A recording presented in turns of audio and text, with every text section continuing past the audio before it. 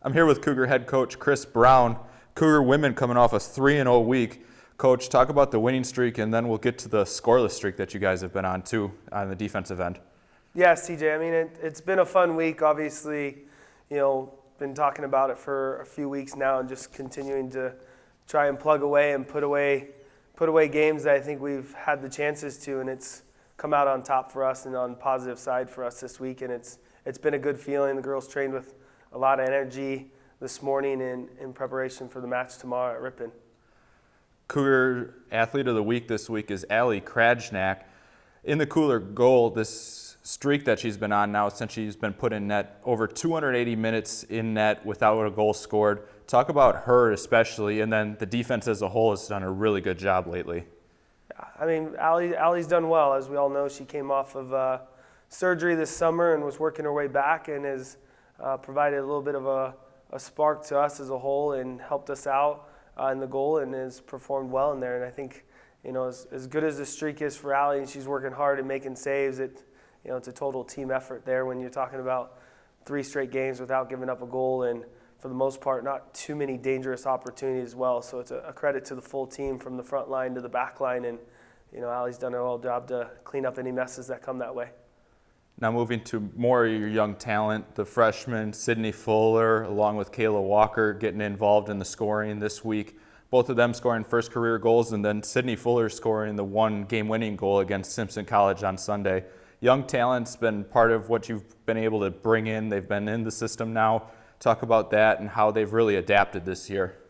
Yeah, overall as a whole, the team is taken some good strides throughout the year. I think as a group, we all wish it happened a little bit earlier in the season, but we've talked about from day one being ready for October and built for October. So we're sitting in the middle of October right now, and our conference record is at 3-3 with 4 to play, and the young kids have done well. They've kind of learned the ropes, and the upperclassmen and the returners have done a nice job to help guide them. And again, the performance is key, and kids are performing and impacting the game.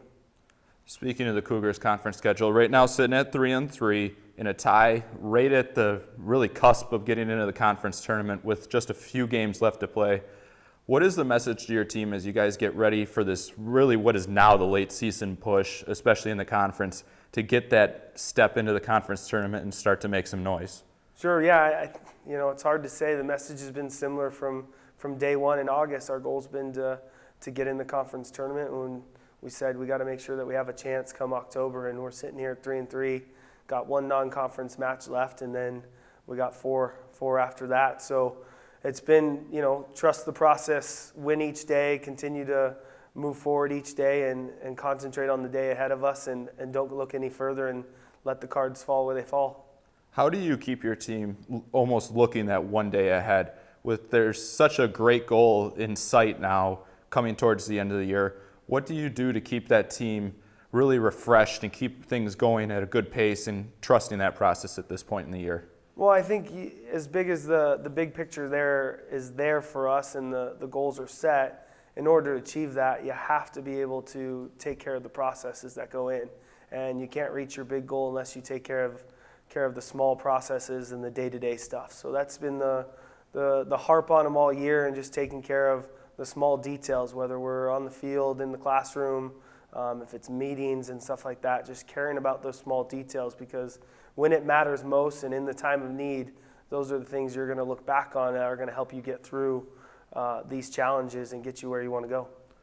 Finally, looking at the rest of this week, Ripon and Alverno, what do you guys have to do to keep yourselves prepared this week and go get 2 more positive results and continue this scoreless streak and the winning streak?